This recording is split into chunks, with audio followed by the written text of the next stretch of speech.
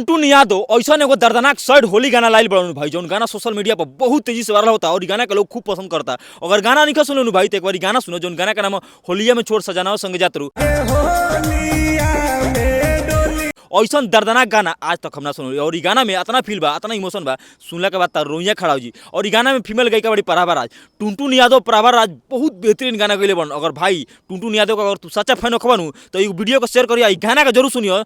तू तो जाके खुश रहबू जोन गाना का नाम होलिया में छोड़ सजनवा संगे जातरू, दर्दनाक सैड गाना एकरे के कहल जी। टुनटुन यादव अपन सैड गाना के माध्यम से पूरा भोजपुरी इंडस्ट्री के बता दिलन कि सैड गाना कैसन गावे के चाहिए, कैसन लावे के चाहिए। ऐसा सैड गाना हम आज तक ना सुन लेबनु भाई तो तहां रोइया खड़ा हो जी। जोन गाना का नाम होलिया में छोड़ सजनवा संगे जातरू, गाना में भाई बहुत ज्यादा दर्द बा, उठी सुती बोला के कर देखम फील बा, इमोशन बा। हम ऐसे तारीफ ना करने सब कोई के, गाना में कुछ बात रहेला, कुछ क्वालिटी रहेला, तबे हम कही ना एक बार गाना भाई जरूर सुनियो। टुनटुन यादव रंगदारी गाना से इतना फेमस बाड़न कि इनकर कोनो प्रकार के रंगदारी गाना वायरल हो जाए, लेकिन हई सैड गाना इतना वायरल होता भाई नु कि सुनबो तो तार रोइया खड़ा हो जी। एक बार तारा सुनल जरूरी बा, काहे कि टुनटुन यादव के आवाज में भाई दम बा, दर्द बा, पावर बा इनकर आवाज में भाई। अरे होलिया में टुनटुन यादव को सैड गाने के सामने पवन खेसारी भी फेल बड़न भाई। हम बरियारी नहीं बतियावत, काहे कि गाना हमारा बहुत अच्छा लागल बा, तोहरो अच्छा लगी भाई। एक बार गाना सुनो, जोन गाना का नाम होलिया में छोड़ सजनवा संगे जातरू, प्रभा राज टुनटुन यादव के आवाज में भाई गाना जबरदस्त लगता।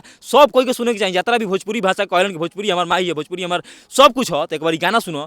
अगर बढ़िया बढ़िया गाना के अगर सपोर्ट ना करबो लोग भाई तो कैसन गाना का सपोर्ट करबो लोग। ई गाना सुनो लो, गाना खूब वायरल कर लो, काहे कि ई गाना हर एक प्लेटफॉर्म पर अवेलेबल बाटे, हर एक प्लेटफॉर्म पर वायरल होता। टुनटुन यादव के आवाज में दम बा और इनकर में पावर भी बा, पूरा भोजपुरी इंडस्ट्री में अपन नाम के परचम लहरा दिल बा। इनकर सामने सब कलाकार फीका लगता। इनकर जितना गाना वायरल होखेला इंस्टाग्राम पर, चाहे यूट्यूब पर, फेसबुक पर, कोनो भी कलाकार के ना होखेला। बरियारी नहीं बतियाओ, भले खेसारी लाल पवन सिंह के अलग होता बा, लेकिन टुनटुन यादव सोशल मीडिया पर हालफा मचा कर रखल बा, इनकर नाम से खलबली मचता। अगर रंगदारी गाना टुनटुन यादव गा देस तो बहुत बड़ बड़ कलाकार साइड हट जियन, इनकर सामने फेल बन। अगर गाना नहीं सुनो भाई तो एक बार गाना सुनो, आ तारा गाना कैसा लागल है एगो कमेंट करके जरूर बताइयो।